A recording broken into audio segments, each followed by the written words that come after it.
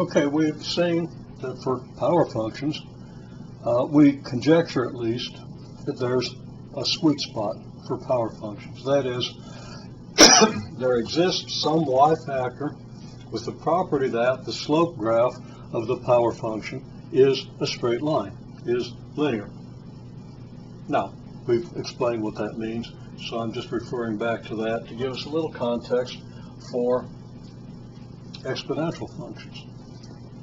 Okay, there's a sweet spot associated with the base of an exponential function, and we're going to develop that idea. First of all, if our doubling distance is indicated by the arrow here, and if we just start at some point on the x-axis for a function y equals b to the x, well, the point of the y-axis is for x equals 0, so that the y value is b to the 0, which is 1 for any value of b. So we know that the y coordinate here is 1.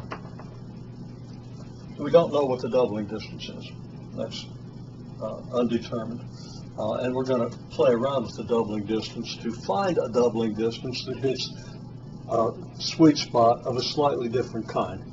Okay, obviously we can't define the sweet spot for the exponential function the same way we did it for a power function, because we got a completely different way of constructing the function, a completely different function here. Okay, well, if this is the doubling displacement, then of course the x value is going to double between here and here. It's going to double again between here and here, so that this is going to double. That's going to put us up about here, and then this one's going to be up too high to reasonably graph. If we go the other direction, this point has to be twice as high as this one, because between here and here, the y value has to double. And similarly, between here and here, this point has to be twice as high as this point, meaning this point here is going to have half the y coordinate of this point, and we're going to get our characteristic graph of an exponential function. Now, I want to focus in a little bit on just what happens in here, close to the origin.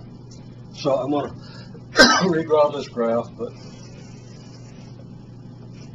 slightly, or maybe not so slightly, expanded. So I've got the point 0, 1 here. So this is, in fact, the point 0, 1. We've got our doubling distance, which I'm going to make a little longer now than it was before, so that at this point we're going to be at this point over here, we're going to be half as high as we were here, so we're going to have this. So we know that the y coordinate is 1/2, right? So, and then over here, we're going to double the y coordinate, so we're going to have a y coordinate of 1.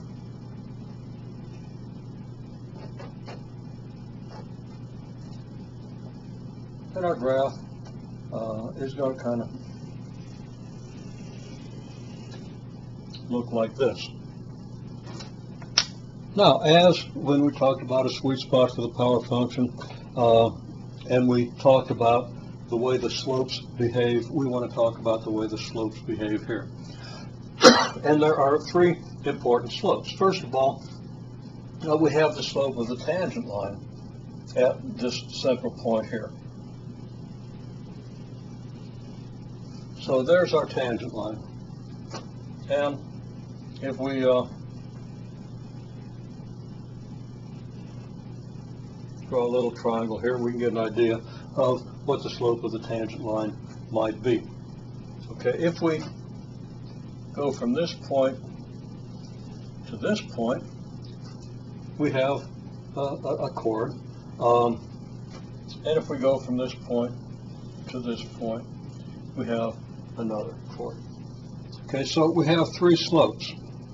Now, we're going to call the slopes, I'm going to label them 1, 2, 3, so I'm going to label them A, B, C. I'm going to label these line segments A, B, and C. So I can say that slope A is less than slope B, which is less than slope C. Okay?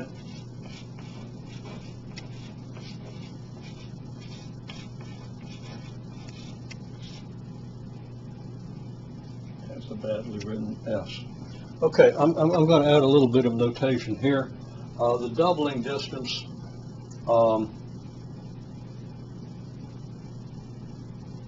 little unfortunate that I've used A, B, and C here for the three tangent lines, and I want to use D for the doubling distance because I've done that before. So the letter here has a meaning different than the letters here.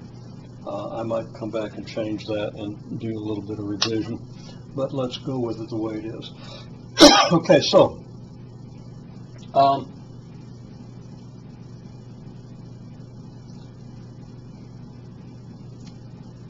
the rise for slope A, okay, well, let's see, let me just pose this as a question. In terms of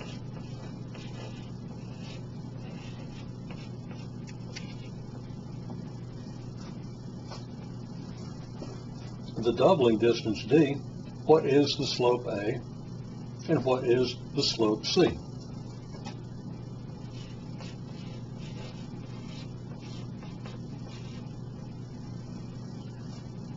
Okay, well, pause a minute and see if you can write down an expression for slope A and slope C.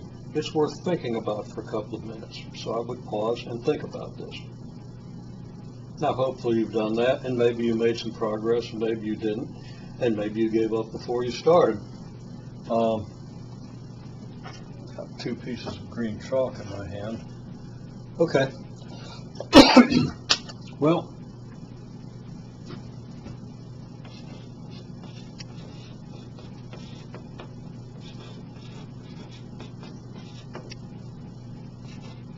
for each of these questions,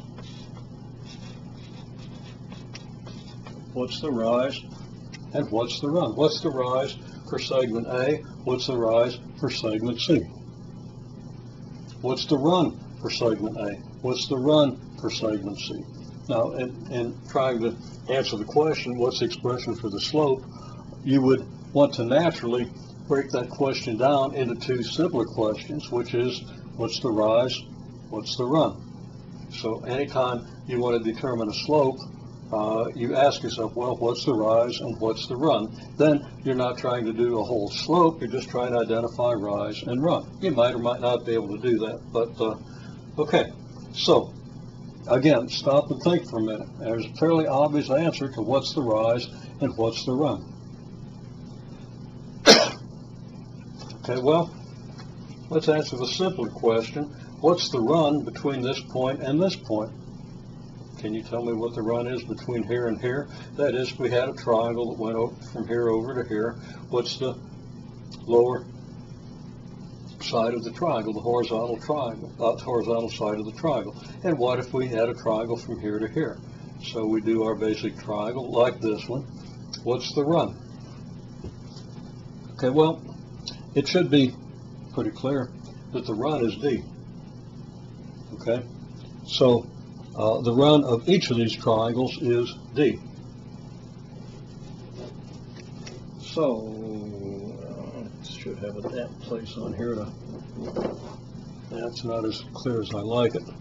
And I do want to keep it clear, so try once more. Okay, and I'm going to go ahead and clear out the questions for the rise as well.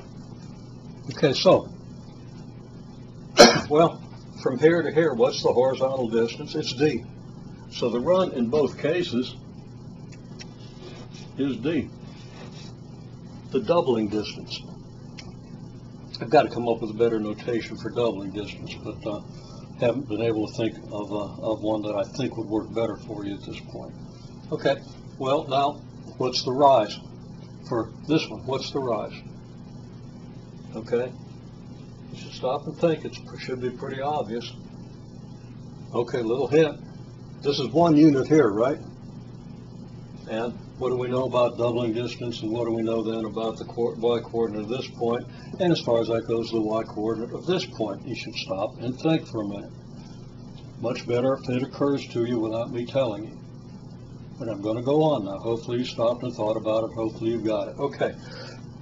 Well, this is the doubling distance. If the y-coordinate here is 1, then the y-coordinate here, when doubled, has to be 1. So the y-coordinate here has to be 1/2. So when the rise is from 1/2 to 1, that means the rise is 1/2. And what about from here to here? Well, here's a doubling distance, so the y-coordinate doubles from 1 to 2. From 1 to 2, the rise is 1. Okay, so now what are the expressions for the slopes of the two segments? You should be pausing while I'm doing this, or you should be thinking about it. Pause until you think you have an answer. But it's rise divided by run, and that's going to be 1/2 divided by d. That's 1 over 2d. And here it's 1 over d.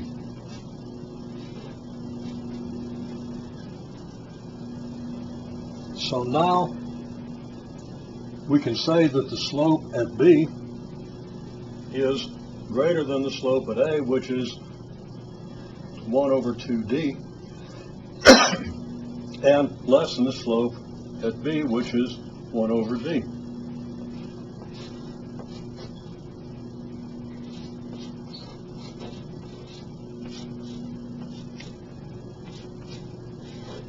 And this is the slope of the tangent line.